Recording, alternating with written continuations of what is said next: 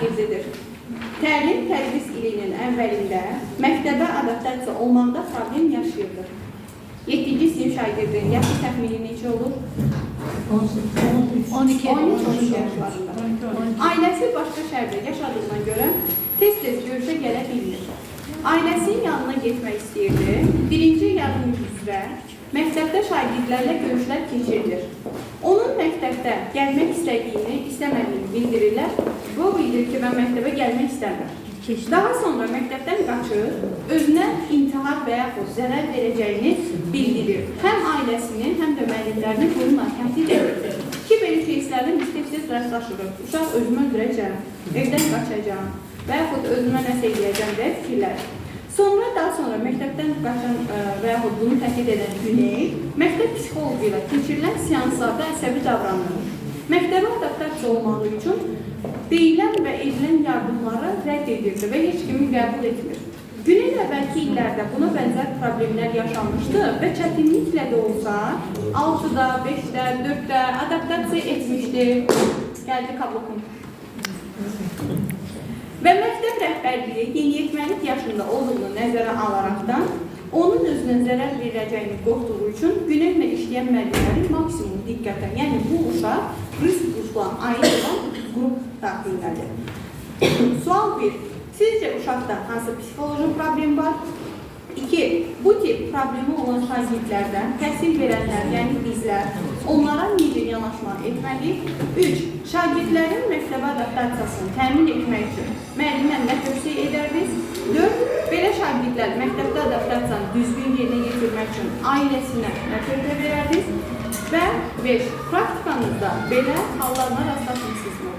Üstəlik, indi deyəcəm, müəllimin sadəcə dinləyirik, komment bildirmirik, fikrimizi ifadə etmirik, yerdən danışırıq. Qrupların hamısını dinləyəndən sonra fikrimizi bildiririk. Əgər xüsusi misal çəkirəm, müəllimə nəsə demək istəyiriksə, mən daxil, onu qeyd edək və sonra ifadə edək. Yaxşı, qarşılıq olması və fikrimiz yayılmasın deyə. Çox sorunlarım var. Biz başa düşdük ki, özüm tüm səziyyət oldu. Yox. Elə başa düşdük ki, biz orada gördük ki, orada 3 yönümlü uşaqlar var. Boşanma ərəfəsində olan, boşanmış, bir də şəxsiyyət yönümlü ailələr. Biz bunu o qrupa sağlıq ki, şəxsiyyət yönümlü, şəxsiyyətlər arası uşaq haqqında biz belə qəbul edirik. Ki, bu uşağın artıq dediyimiz kimi, məktəb bura, uşağın ailəsi uzaqdır. Yaşadığına görə bu uşaqda belə bir problem var. İstər-istəməz hər hansı bir uşaqda elə bir problem olur. Bu təbiidir, bizim başımıza gəlməkdir. Bəli, ona görə bir uşağın həm də biz yaş həddini nəzərə aldığımıza görə bu uşaq artıq nə uşaqdır, nə gəncdir. Rusyana period vozrasta deyilir. Ona görə bu uşağı biz nəzərə almalıyıq ki, axı bu uşaq həm də qız uşağı olduğu üçün, burada nüanslar çoxdur, qız uşağı olduğu üçün bu çox nəzərə alınmalıdır. Ona görə bu uşağın əvvəlcə birinci məktəbdə psixologlar tərəfindən bu uşaqlar siz demiş, biz demiş, o həmən qrupa ayrılmalıdır. O uşaqla tək, uşaqlar arasında yox, tək söhbətlər aparılmalıdır, özü ilə bahə. Sonra ailəsinə də heç onun xəbəri olmadan zəng olub, demək lazım ki, bu uşaqla hər axşam telefon danışılıyor. İndi ki, Allah'a şükür, bizim görmüşük, bizim çox kommunikasiya, telefon, olursa bu çox yarandığına görə gündəlik bu uşaqla biz görüntülü əlaqə yaradılmalı, görüntülü onu da sizə deyim. Danışıq yox. Ola bilər uşaqdır, gedər haradasa oturar, deyər ki, deyəm, yaxşıyam, bu da ata-ana arxan olar, gedər. Amma yox, mütləq, görüntülü bu uşaqla gündəlik əlaqə saxlamaq olur.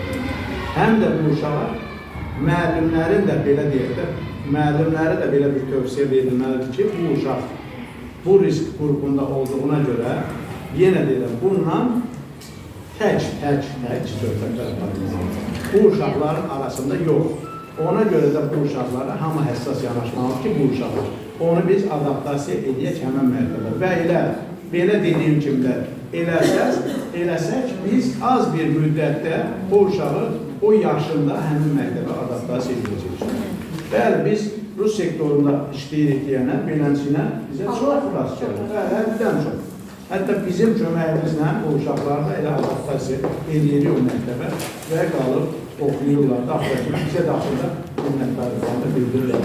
Qısa dediyimiz üçün çox da danışa bilərsiniz, amma vaxtımız çatsın yerə mən qısa elədim. Təşəkkürlər, çox sağ olun. Qaliyyətdir. Qrup üzvləri Alqışlayaq əlavə müəllim. etmək istədiyiniz varmı? Həmin müəllimin qrup üzvləri. Yəni, başqa fikir əlavə etmək istəyirsiniz. Yəni, bəlkə sizin fikrinizi nümayəndə olaraq biz çatdırmadıq. Genelde şahsıdır. Alqışlayaq bu qrupu. Və ilk şeylədiyinə görə də alqışlayaq.